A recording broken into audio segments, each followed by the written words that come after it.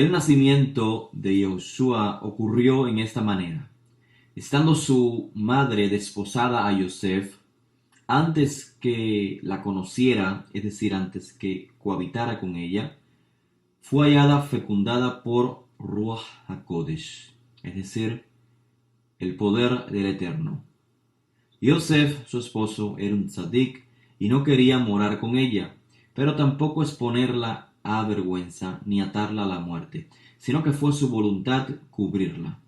Y mientras él pensaba en su corazón sobre este asunto, he aquí un mensajero apareció ante él en un sueño diciendo: Yosef, ben David, no temas tomar a tu esposa Miriam, porque por el poder del Eterno ella ha sido fecundada.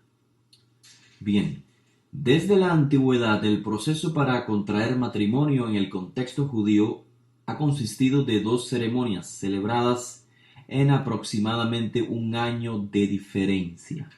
La primera es Erusin o Kiddushim, desposatorio en español, y la segunda se conoce como Nisuin o Jupa, es el casamiento propiamente dicho. Ya desde la primera etapa, la desposada es considerada esposa. Teniendo esto presente, vemos el texto y el autor, después de haber registrado la genealogía de Yehoshua ben David, ahora menciona la concepción sobrenatural, un nacimiento ciertamente no común. Según el autor, la fecundación en Miriam tomó lugar cuando ella ya era una arusá, es decir, una mujer desposada a Yosef en este caso. Es decir, ya había pasado la primera etapa del casamiento, Erusin, el desposamiento. Y antes de convivir juntos, o sea, antes de concretar la segunda etapa, Nisuin, en la cual Miriam dejaría de ser una arusá para ser identificada como Nesuá y así finalmente convivir juntos, el autor dice que Miriam fue hallada fecundada y atribuye la fecundación de Miriam a Ruach HaKodesh, esto es, el poder divino. La fecundación, que es la unión del óvulo y el espermatozoide, fue por el poder del Eterno, según informa el autor. Si el autor hubiese querido decir que Yehoshua no tuvo padre biológico o que fue adoptado, en vano registró la genealogía de Yosef, pues no le pertenecería a Yehoshua. La tradición que encontramos en Toldot de Yehoshua respecto al linaje davídico de Yehoshua de Nazaret por línea paterna es la misma tradición reflejada en otros escritos de los primeros discípulos. Es decir, esa tradición no es algo particular por parte del autor de Toldot de Yehoshua. Por ejemplo, en Toldot de Yehoshua, el capítulo 2, como leímos, Yosef es quien es identificado como Ben David, no Miriam. Solamente Yosef es llamado hijo de David, descendiente del rey David. Y más adelante, en Toldot de Yehoshua, capítulo 41, el capítulo 55, el 68 y el 86, Yehoshua es llamado Ben David, hijo de David, descendiente de David. Es obvio entonces que la conexión es a través de su padre. La identidad de Yehoshua como Ben David es a través de Yosef Ben David. En el libro Yehoshua Ma'azav Vetorato, Yosef es identificado también como Mivet David, de la casa de David. Esto es en el libro de Lucas. Y también Yehoshua es llamado hijo de David en más de una ocasión. Y David, de hecho, es llamado padre de Yehoshua en el capítulo 1, verso 32. Así que tenemos dos genealogías para Yehoshua. Dos genealogías es algo muy normal en tiempos donde se practicaba el levirato. Lo importante es que ambas genealogías claramente son por línea paterna, ya que el nombre del padre figura en ambas genealogías y solamente el padre es identificado como descendiente de David, mientras que Miriam, su madre, según la tradición, era parienta de Elisheba, la cual es escrita como una descendiente de Aarón Cohen Gadol. Esta tradición continúa siendo reflejada en otros documentos, por ejemplo en el libro Hitgalut Yehoshua, Apocalipsis. Yehoshua es identificado como Mishebe de Yehudá, Shoresh David, de la tribu de Yehudá, de la raíz de David, y esto es obviamente a través de Yosef ben David, ya que una vez más, repito, Miriam no es identificada en los documentos como una descendiente de David, sino su padre Yosef. También en la sección final del libro Galut Yehoshua se registran las palabras de Yehoshua: Ani Shoresh David, yo soy la raíz de David. Y esta misma tradición es la que encontramos también en los escritos de Shaul de Tarso. Supuestamente los escritos de Shaul anteceden a Toldot Yehoshua y a Hitgalut Yehoshua. En la correspondencia de Shaul a las comunidades en Roma, en su introducción, Shaul escribe a Yehoshua: Misera David lefi besaro. Yehoshua es simiente de David según la carne. De manera que, como ya hemos dicho en más de una ocasión, por deducción lógica, si Yosef no fuese su padre biológico, no tendría sentido alguno transmitir genealogías que no le pertenecerían a Yehoshua. Está muy claro entonces que Yosef ben David es el padre de Yehoshua ben David. Y si no perdemos esto de vista, y así tratamos de comprender la concepción, el nacimiento de Yehoshua según el autor de Toldot Yehoshua, no encontraremos contradicción alguna. Antes de explicar el texto en cuestión, quiero hacer mención de algunos comentarios sobre esa sección del texto. Y no me refiero en esta ocasión a comentarios provenientes del mundo cristiano, pues estos comentarios no se enfocan o no ven una gran polémica en esta sección. Estos comentarios del mundo cristiano generalmente giran sobre la creencia de que Yosef no es el padre biológico de Yehoshua, sino que es el padre adoptivo, y por esa razón es que aparece la genealogía de Yosef. Esa es la conclusión por parte de los comentaristas del mundo cristiano. Y sobre esta concepción ya hemos explicado la razón por la que es un error. En el mundo judío, la adopción no transmite el linaje. Es decir, si la persona no es descendiente de David por línea paterna, la persona no tiene derecho al reinado. Por lo tanto, si Yehoshua fuese adoptado por Yosef, esto no le daría a Yehoshua derechos sobre el trono de David. David no fuese llamado su padre, como aparece en los escritos de los primeros discípulos. En otras palabras, si Yehoshua no fuese hijo biológico de Yosef, entonces no es un descendiente legal de David, y por ende no es un heredero al reinado de la casa de David. Pero los comentarios a los que quiero hacer referencia provienen del mundo judío. Hay quienes han concluido en que Toldot Yehoshua, el libro de Mateo, en su inicio hay dos tradiciones o dos versiones respecto al nacimiento de Yehoshua. Una tradición creada o una versión creada para el mundo judío y otra para el mundo greco-romano.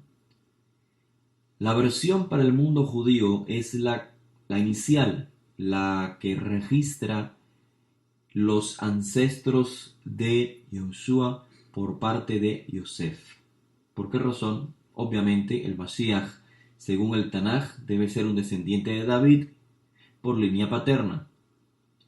La versión para el mundo greco-romano, según estas concepciones, la versión es la que estamos leyendo hoy. El nacimiento, la concepción de Yahushua. Debido a que en el mundo grecorromano muchos de los héroes eran el producto de relaciones entre dioses y mortales, también, según esta interpretación, se inventó algo similar para Yahushua, para que Yahushua fuese aceptado en este contexto greco-romano.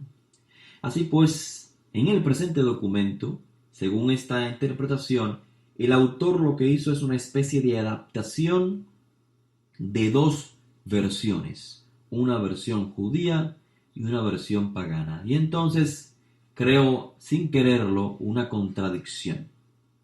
Es decir, Josué no puede ser descendiente de David por línea paterna y a la vez haber nacido de una mujer virgen. ¿Es lo uno o es lo otro? Esa es la conclusión que llega esta interpretación. Basados en los mismos principios, otros creen que no fue el autor quien adaptó las dos versiones, sino que el texto original solo tenía la versión de la genealogía davídica, la versión judía, entre comillas, mientras que la sección de la concepción o el nacimiento de Yahushua es un añadido posterior que el autor desconoció y por lo tanto se debe descartar como información original. Sin embargo, hay dos razones por las que pienso que estas conclusiones no son correctas. La primera razón es técnica. Si estuviéramos ante dos versiones, una judía para la cual Yahushua es descendiente de David por línea de Yosef, y otra versión pagana en la cual Dios es literalmente el padre de Yahushua, la pregunta sería obvia. ¿Por qué en la supuesta versión pagana, es decir, la sección del texto donde se narra el nacimiento de Yahushua, Yosef es llamado Ben David, descendiente de David?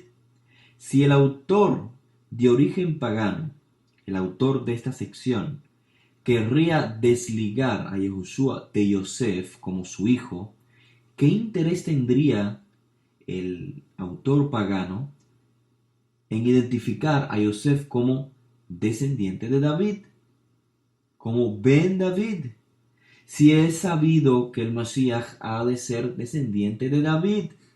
Obviamente, quien está detrás de esta sección del texto no es un pagano, sino alguien que conoce el Tanaj y de hecho usa el hebraísmo Ben David en lugar de una frase quizás más popular en el mundo greco-romano, descendiente de David. ¿Por qué razón Yosef sería llamado un hijo de David si ese título en el contexto hebreo le pertenece al Mashiach y a los ancestros de Mashiach? Si fuese una versión pagana cuyo enfoque es que Dios es el padre literalmente del niño, entonces sería contradictorio que Yosef sea identificado con un título mesiánico, enfatizando así que Yosef es hijo de David y en efecto también lo es Yahushua. Por lo tanto, es evidente que no estamos ante dos versiones que se contradicen, una judía y una pagana.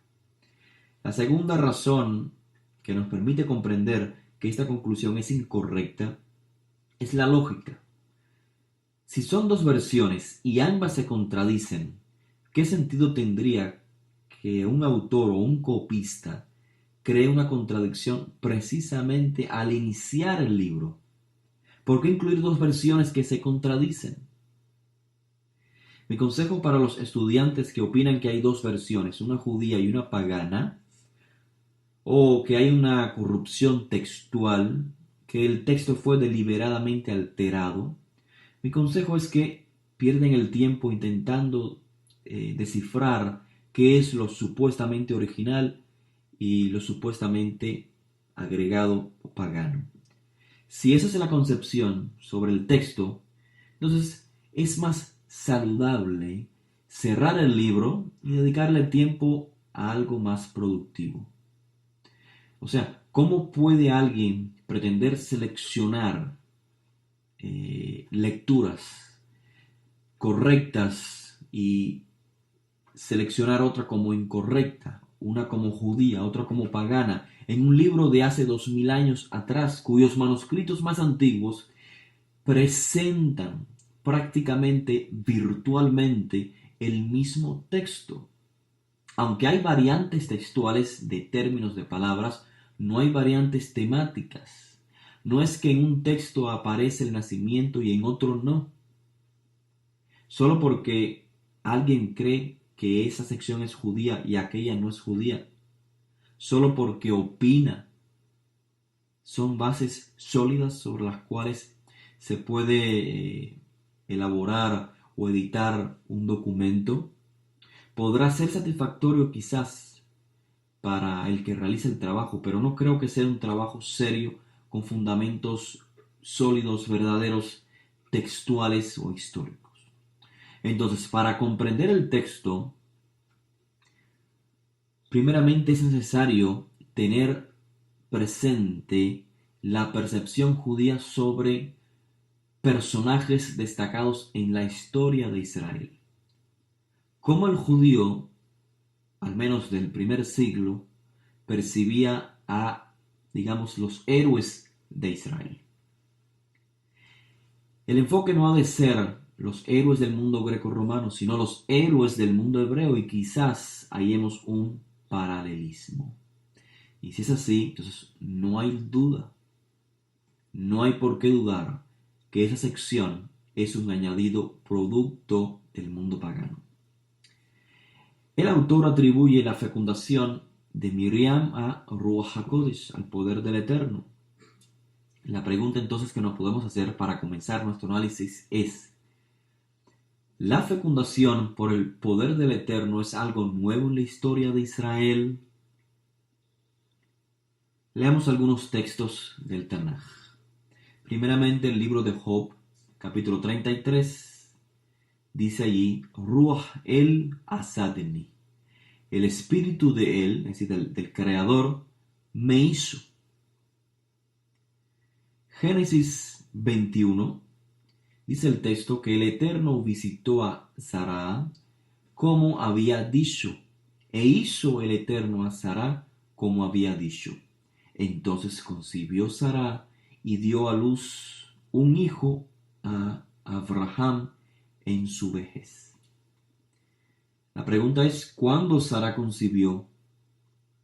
Cuando, según el texto, cuando tuvo relación con Abraham, relación marital con Abraham, o cuando el Eterno la visitó. Según el texto, Sará concibió y dio a luz un hijo a Abraham cuando el Eterno la visitó. También esa historia la crearon los paganos, para cuya concepción los dioses visitaban a los mortales y cohabitaban con las mujeres, aun cuando ellas estaban casadas, y el esposo era quien finalmente criaba al niño o al niño semidios. También esa historia es pagana.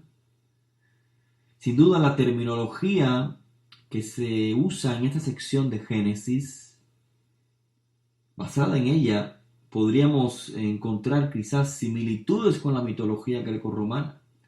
Claramente, ¿cuál es la imagen? Volvamos a leer el texto una vez más detenidamente. En hebreo dice: Vashem pakad et Sarah ka'asher amar. El Eterno, Hashem, visitó o atendió a Sarah como había dicho. Vayaz Hashem le Sarah ka'asher diber.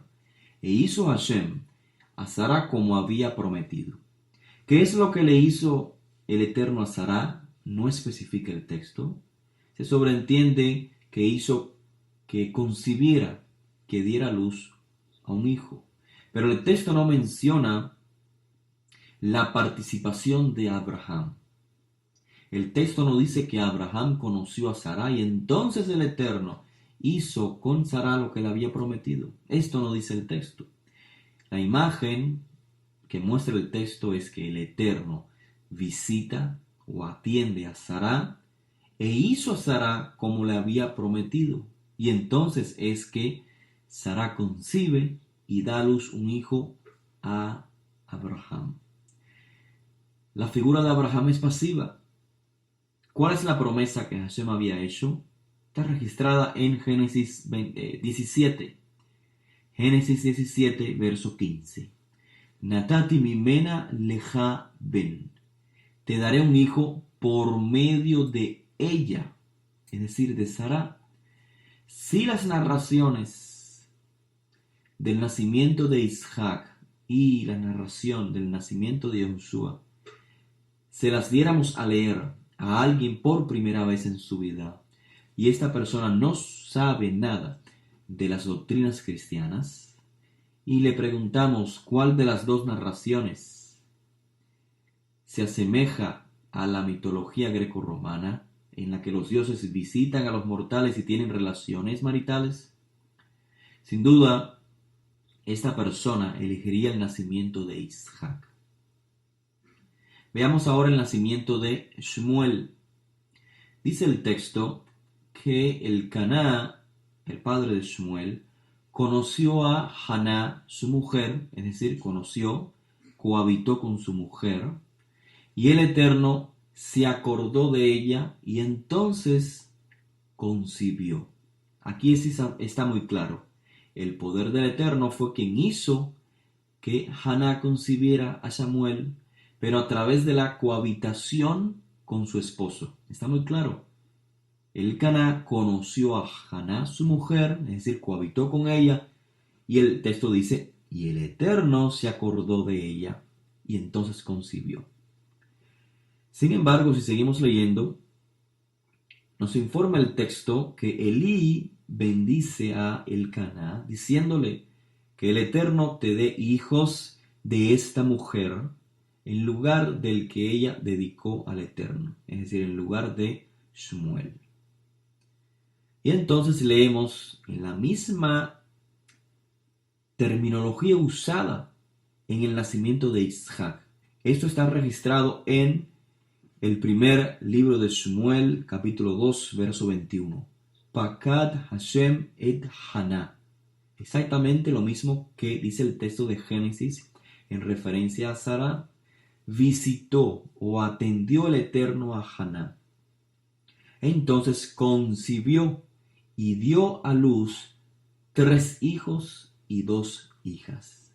No dice el texto que el Caná conoció a Haná y el resultado fue más hijos, sino Pakad Hashem et Haná.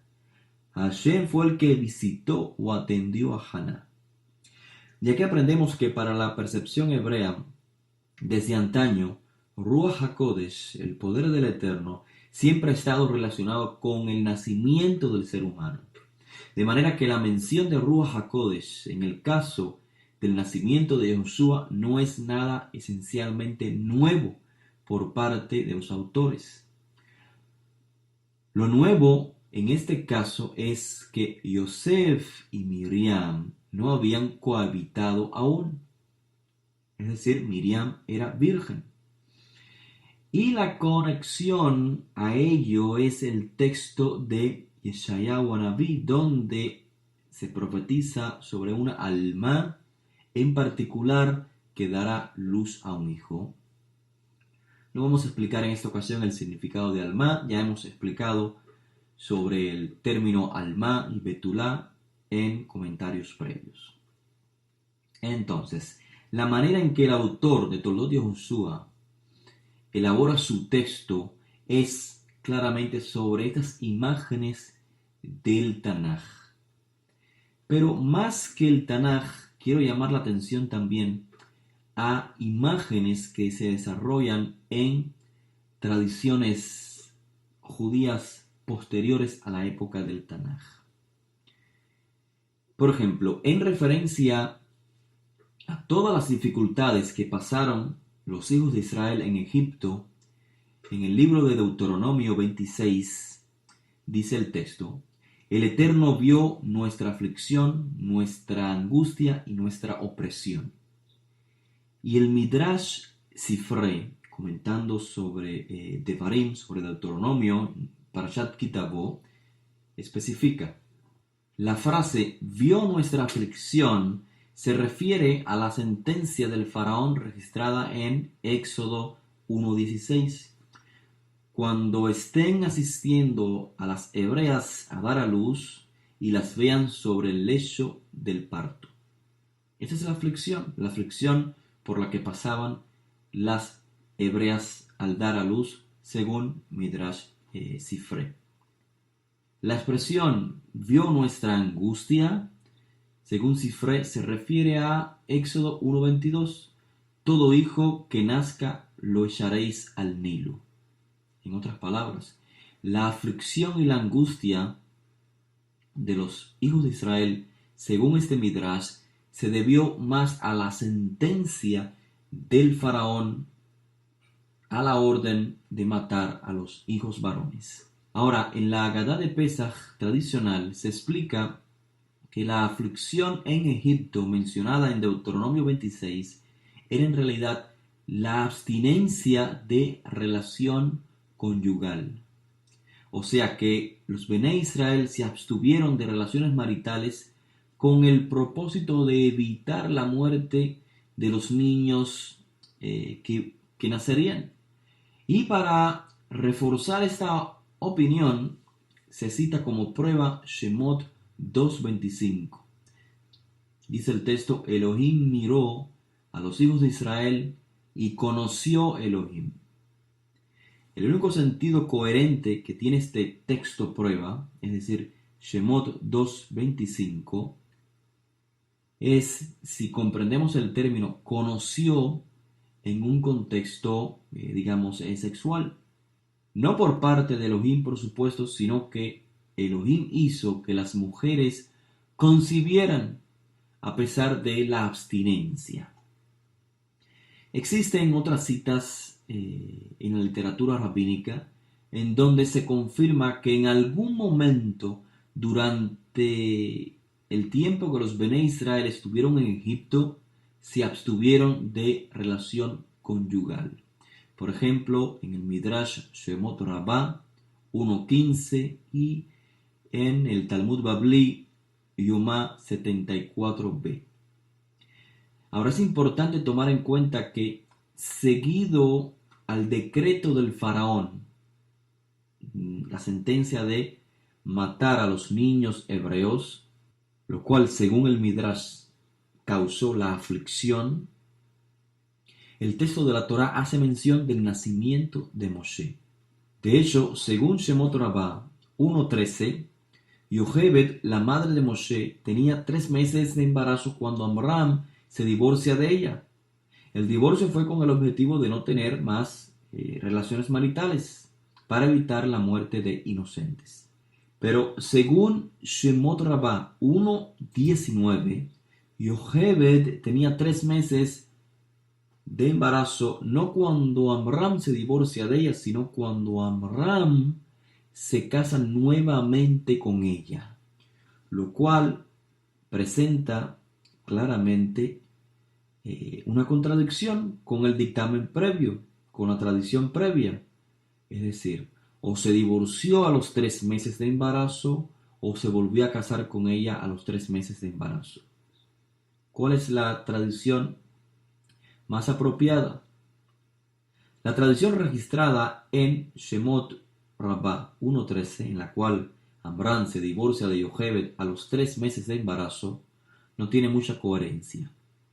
¿Por qué? Porque si el divorcio era con el fin de evitar la muerte de los niños, ¿qué sentido tiene un divorcio en ese momento si ya Yochebed está embarazada?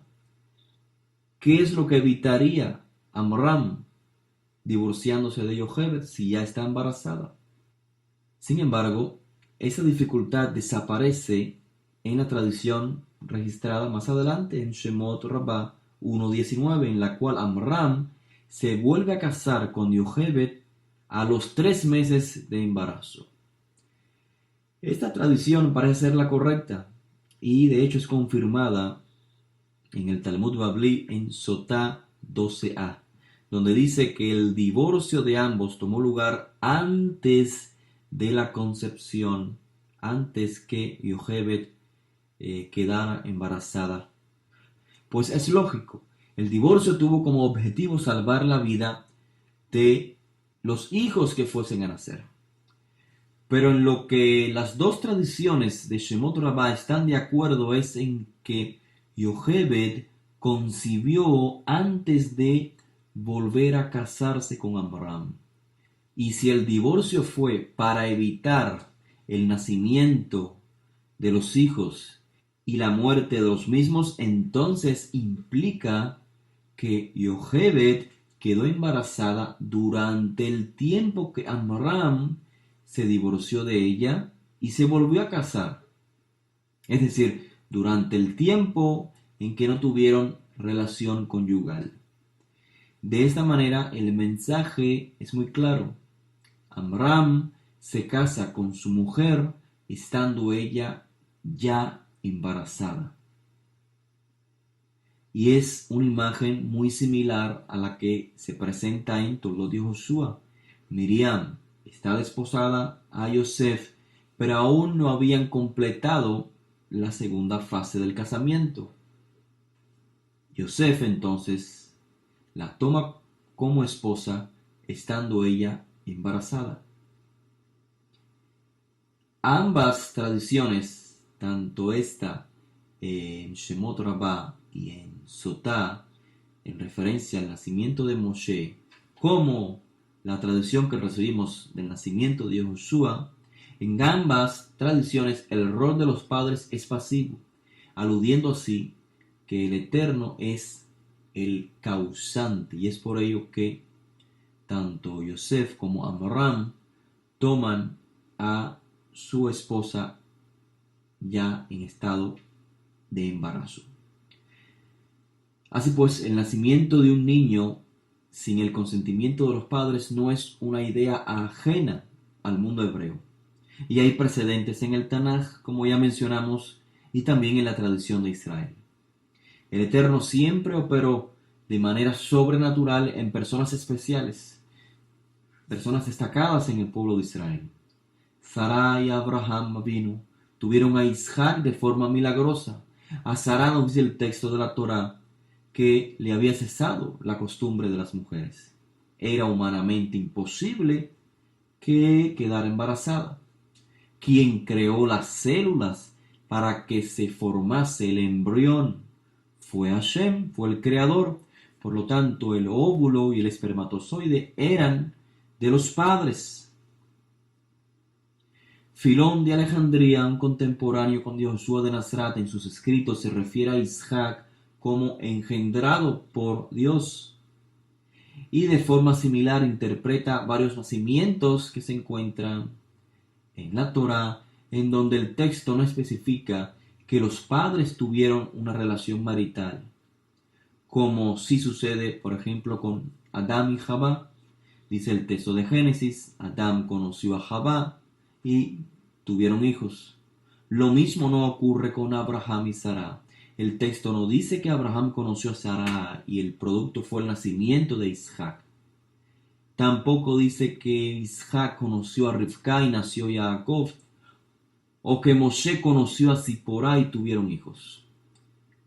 Por lo tanto, basado en esto es que Filón de Alejandría interpreta que fue el Creador quien hizo que dichas mujeres dieran a luz, sin la intervención activa del varón. Es decir, sin una intimidad entre el hombre y la mujer.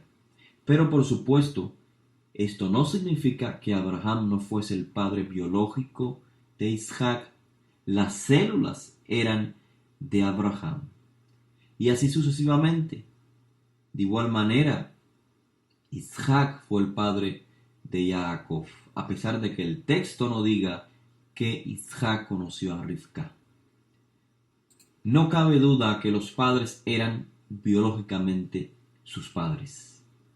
Esta es la misma concepción que expone el autor de Toldot de Josué. Josué es hijo biológico de Yosef, aún sin una relación marital. Las células femeninas y masculinas necesarias para la fecundación son respectivamente de Yosef y Miriam.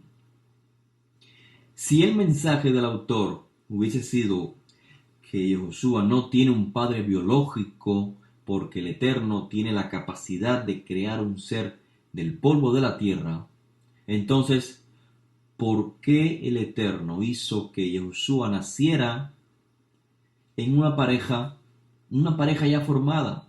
Ya estaba Miriam desposada con Yosef.